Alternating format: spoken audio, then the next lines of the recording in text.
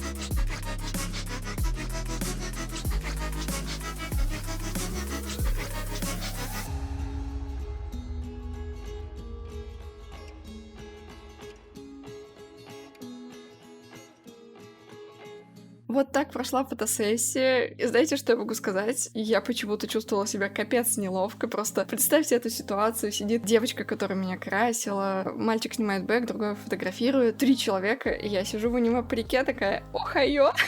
Я не знаю почему, но мне как-то в этот раз прям было довольно неловко. Знаете, как-то не совсем комфортно я себя чувствовала в этом образе, наверное, и в принципе в косплее, потому что это такой прям первый опыт именно косплея. Смотрите, одежда прям вообще прям косплейная, еще и парик, вообще жесть. Кстати, про парики отдельная история. Вот я всегда думала, что мне понравится покупать парики, и если я куплю хоть один, я не смогу остановиться. Я купила один и уже не могу остановиться, потому что я уже купила второй, еще выбираю сейчас еще один для следующего образа. В общем, капец. Я надеюсь, что получится благодаря этому всему делать кучу крутого контента. Про фотосессию, что я хочу сказать. В этот раз фотографий получилось поменьше, чем в прошлый, потому что с Круэллой тогда вышло около 1000 фотографий. Это было прям очень много. Мы все время потратили на Круэллу. Тут мы все-таки преследовали 2 цели. Сначала отфоткать меня в обычном образе для конкурса, потому что на моем канале стукнуло 50 000 подписчиков. Просто капец. То есть, понимаете, мы уже ближе до 100, чем до 0.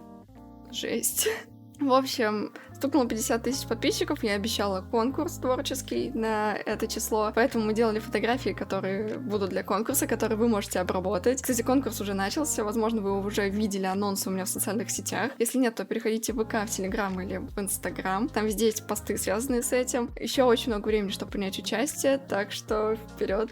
Я буду ждать вашей работы. Так вот, сделали мы фотки для конкурса, и потом у нас оставалось время как раз-таки, чтобы отфоткать косплей с Незука. И времени осталось, наверное, не так много, там всего лишь час, и поэтому фоточек было значительно меньше, но среди них у меня получилось найти фотки, которые прям заходили под мои идеи. И, в принципе, я отобрала несколько фотографий, и у меня вот были какие-то примерные идеи того, что я хочу сделать. Выбрала я вот эту фотографию, и с ней уже буду начинать работу. Кстати, да, вы уже можете начинать в комментариях писать, какого персонажа для следующего выпуска данной рубрики выбрать, потому что интересно увидеть ваше мнение. Все-таки, я думаю, Скуреллы прям в образ очень классно попал, еще и макияж там прям идеально вошел. С Незука, я не знаю, у меня такое чувство, что я немножечко неподходящий типаж именно под этого персонажа. Но у нас есть фотошоп, у нас есть удачные ракурсы, в которых не видно моего круглого личика, так что я надеюсь, что все получится. Поэтому пишите в комментарии, какого персонажа выбрать для следующего ролика. Но я выбираю вот эту фотографию и приступаю к работе с артом. Поехали! А спонсором сегодняшнего видео стали Envato Elements. Это огромный сток фотографий, видео, музыки, графики и даже 3D-моделей, который в общем содержит более 56 миллионов элементов, доступных для скачивания. И да, не спеши перематывать, потому что это то, чем я действительно пользуюсь постоянно. У меня есть подписка на Envato, и только она покрывает практически все проблемы с поиском исходников для моих работ. И если честно, я действительно не знаю никакой хорошей альтернативы. Тут есть огромное количество фотографий под любые запросы и различные фотоэффекты, например, пылинки и частицы. Причем не пиксели, как в Гугле, качество ресурсов здесь на высшем уровне. Отдельно хотелось бы отметить раздел с 3D-ресурсами, на котором ты можешь найти нужный тебе объект, затем выбрать ракурс и сохранить его как PNG. Это значительно упрощает работу с поиском объекта в подходящей перспективе, не так ли? Ну и помимо всего этого, тут есть кисти, графика, шаблоны для презентаций. А если вы занимаетесь монтажом, то вас порадует огромная библиотека стоковых видео, шаблонов, музыки и звуковых эффектов. И все это, причем в неограниченном объеме, доступно по одной подписке от $16 в месяц. Подписка дает вам доступ к неограниченному скачиванию и лицензию на все ресурсы. Специально для вас в описании под роликом я оставила ссылку на Envato Elements. Присоединяйся. Итак, приступим к самому интересному, к процессу создания арта. И начала я с блендера. Не то чтобы я пытала какую-то надежду создать идеальное окружение в блендере, которое я просто поставлю в Photoshop и все, но я попыталась создать какую-то уже основу, которая как минимум по перспективе поможет мне с дальнейшей работой. Потому что подгонять под сетку какие-то объекты довольно сложно, когда у тебя есть уже болванки из 3D, вот эти вот прямоугольнички, на которые ты можешь просто прилепить картинку, работать намного проще. В общем, я остановилась на идее, где Незука будет сидеть на террасе японского домика, будет видно японский садик, какие-то горы, ночное небо. Ну и мне как-то хотелось разнообразить свет. Вначале у меня была идея, что как бы внутри дома есть еще двери, которые чуть приоткрыты, и оттуда идет теплый желтый свет, который падает на Незука. Но как-то все пошло не по плану, и я решила, что так будет смотреться очень странно, и композиция будет стягиваться на персонажа.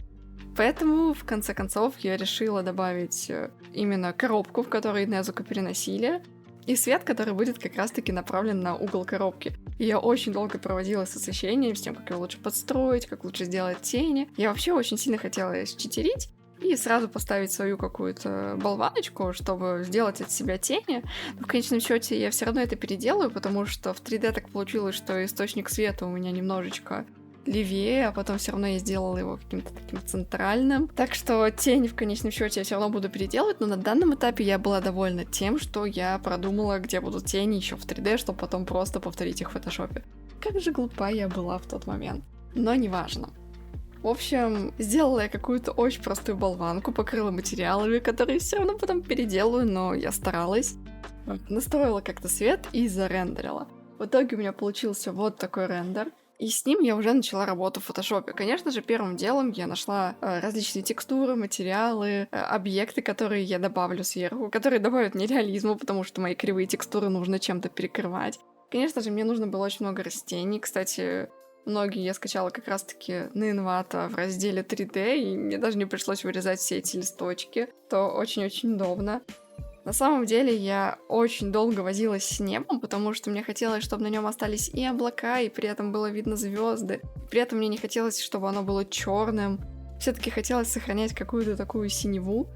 И в итоге с небом я провозилась очень долго, перерисовывала какие-то облака, дорисовывала какую-то луну, звездочки, постоянно к нему возвращалась. Еще это довольно сильно затянулось, потому что за кадром я перебирала еще огромное количество вариантов фоток, и все-таки остановилась вот на этой горе Фудзи и облаках, которые я немножко переделала, и добавила такой переход в космос. Также пришлось повозиться с забором. У меня была фотография довольно обрезанного кусочка, я ее как-то продолжила, залатала дырочки, вытянула его, чтобы в итоге у меня получился такой длинный забор, который подойдет именно на мою фотографию. Там уже сразу были кусты, что просто идеально мне подходило.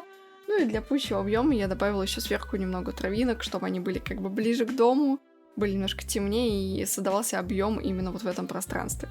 Ну и для того, чтобы как-то разбавить цвета, я добавила вот эти красные деревья красными листьями. Подумала я, что это будет отлично разбавлять картинку, не будет она такой монотонной. И в целом это сработало именно так, как я хотела. В итоге у меня собралась такая болваночка из текстур, которые я буду накладывать. Я все плюс-минус подогнала по краям, чтобы все было ровненько, аккуратно. Как учил Макс Асабин, нужно сначала сделать все без подгона цветов, чтобы видеть все косяки с краями, с тем, как объекты с друг другом связаны, а уже потом начинать подгон цветов. И после того, как у меня появилась такая болванка из объектов, я начала подгонять цвета. Конечно, первым делом я начала работу именно с окружением за домом. Там мне нужно было создать объем за счет того, что планы друг от друга отделяются, то, что ближе к нам потемнее, то, что дальше посветлее.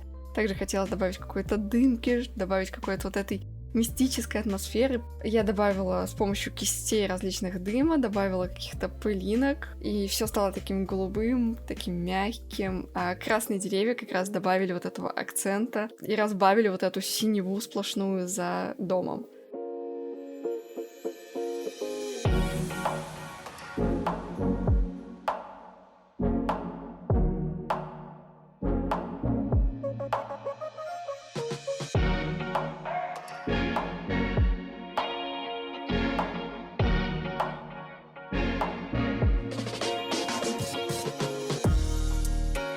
Следующим шагом я приступила к работе с персонажем, и на самом деле чуть ранее я уже приступалась к этому. Я немного подправила цвет и тени на лице и дорисовала чуть больше розового цвета в макияж. Мне кажется, это больше подходит под образ Незука. Ну и, конечно же, я дорисовала белые ленточки на ногах, которые забыла надеть во время фотосессии, но я фотошопер и могу легко это исправить, так что в этом нет ничего страшного.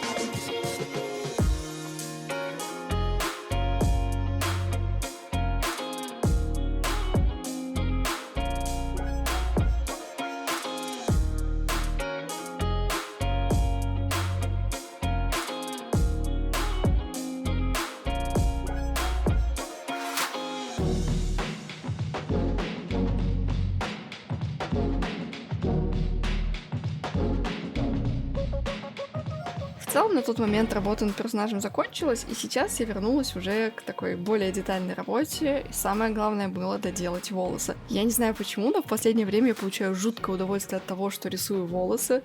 Я могу потратить на это огромное количество времени, но мне действительно нравится процесс и результат, и мне кажется, с рисованием волос у меня прям стало неплохо получаться. И если даже сравнить, что было с волосами до и после, по-моему, очевидно, что так стало лучше и объемнее, да и сам персонаж выглядит как-то целостнее. После этого я начинаю рисовать цвет с помощью своего любимого способа Blend If. У меня есть видео об этом на канале, так что если не совсем понимаете, о чем идет речь, обязательно посмотрите его по подсказке. В этом арте мне хотелось лишь немного добавить засветов по краям персонажа. Не хочу сказать, что здесь должен быть именно жесткий контурный свет. Я постаралась как-то его смягчить, сделать его где-то местами контур, причем не очень ровный, потому что мне все-таки хотелось сделать более реалистичную работу, а не какую-то такую артовую с жирным контурником, потому что это все немножко приелось, и хочется чего-то другого, чего-то более мягкого и интересного.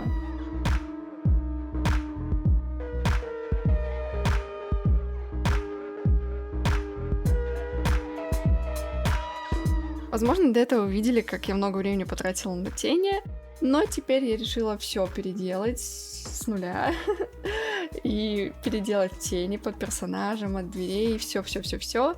На это я потратила тоже огромное количество времени, я кучу раз их переделывала, что-то замазывала, перерисовывала. В конце концов, я остановилась на блюре, в котором я постепенно размываю в зависимости от дальности от персонажа, то есть под персонажем я практически не размываю тени, а вдали от него я очень сильно их размываю, получается такой как раз-таки эффект размытия теней. Мне кажется, что это такой самый реалистичный способ на данный момент, который у меня получилось из себя выжить. Так что я на самом деле очень довольна тенями под персонажем. Мне кажется, здесь они получились довольно хорошо. Ну и последним этапом, наверное, таким самым важным, осталось добавить как раз-таки луч света на коробку и доработать саму эту коробку.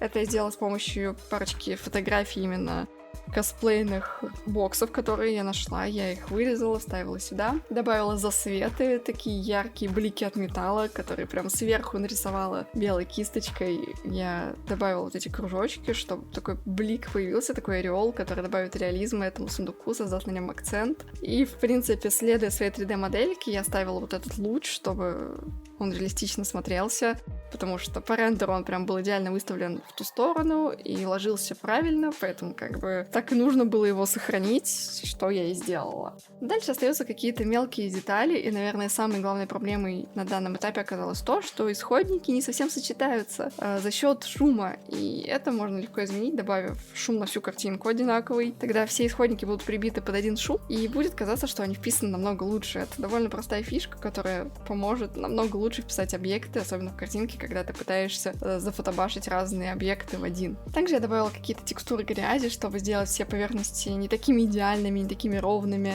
Добавила где-то текстуру дерева, чтобы мои болванки 3D-шные смотрелись лучше. Где-то подрисовала свет. Добавила каких-то бликов, еще больше пылинок, какой-то дымки. Под конец, кстати, я решила, что нужно все-таки запариться, и нельзя оставлять деревья просто так. Я пыталась нарисовать на них свет более простым методом, но в итоге сошлась на том, что все-таки вручную придется прорисовывать блики на листочках. И да, потратила на это довольно много времени. В общем, остаются такие маленькие штрихи, которые лишь добавляют детальности работе. Разные звездочки, пылинки, летящие листочки, больше дымки, каких-то засветов. И остался небольшой цветокор, который я делаю в камере RAW. И получается вот такой результат.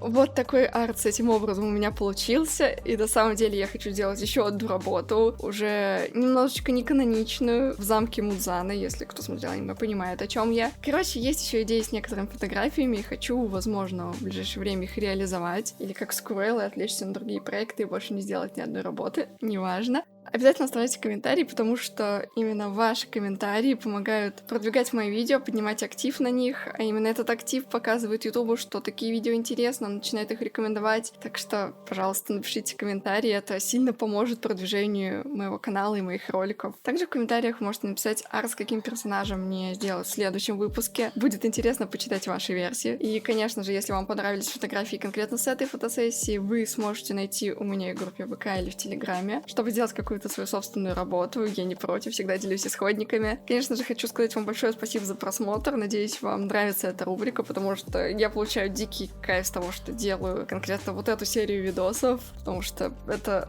очень интересно перевоплощаться в каких-то персонажей, потом делать работу по этой вселенной. Большое спасибо вам за просмотр. Конечно же, до встречи в следующем видео. Удачи вам в творчестве и участвуйте в моем конкурсе. Пока!